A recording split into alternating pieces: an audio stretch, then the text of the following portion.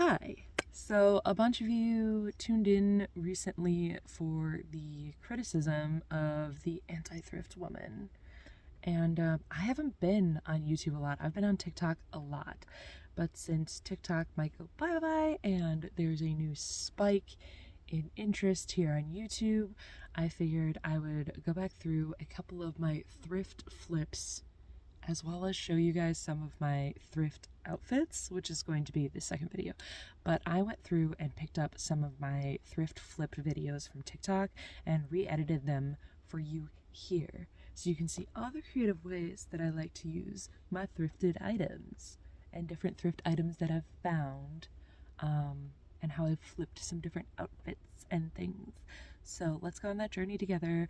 This was formatted originally for TikTok, so keep that in mind as we go forward.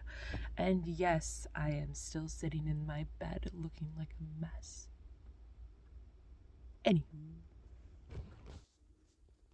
So I found all these bags of doilies, and I've always wanted to make a doily dress, so I decided now was the time. This was a pretty recent project. I had to wash them like 3 separate times because they were really gross, and once I got all the gross out, I had this base dress that I got on the same shopping trip. It was a really cute dress, but it was a little short for me, so I decided to cover it all with doilies. I started this late at night and actually woke my husband up to show him my dress at like, I don't even know, 2 in the morning? Took me hours. There was also this longer piece of lace in the bag that was crocheted that I was like, yep, I'm going to use that for the waist piece. And then all the circular ones went on the bottom. It took me like 3 bags of doilies, but it was perfect. I wore it out to breakfast the next morning and felt so incredibly cute.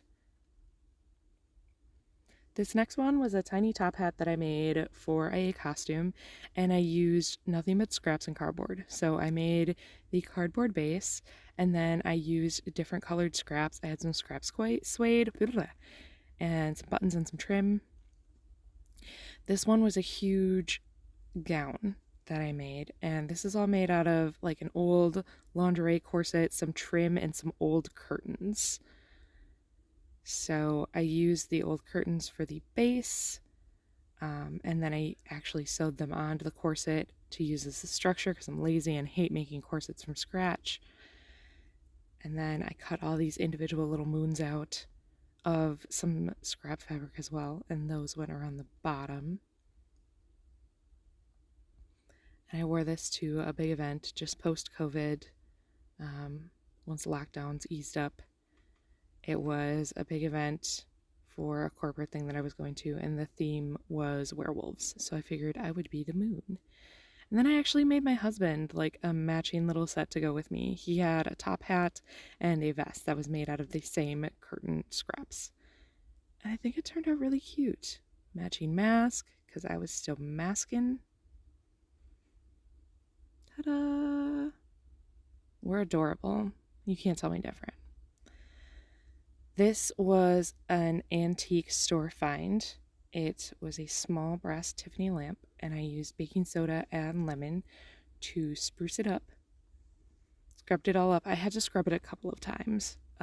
It really didn't want to let go of that greenish patina that it had on it, but eventually I did get it to let go.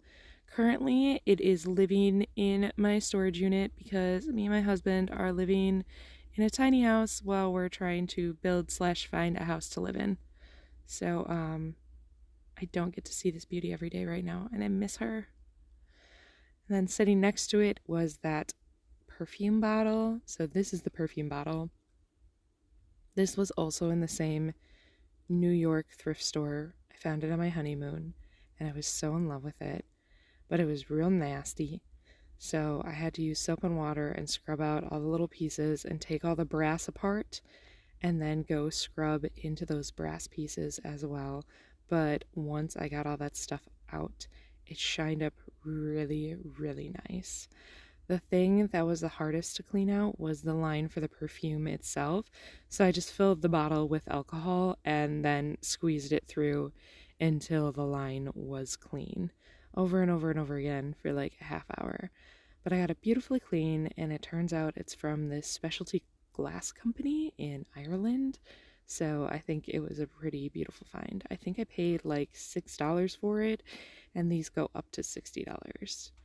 So if you like this and you like my silly antics, I don't know, maybe stick around. I'm going to do more thrift stuff in the future.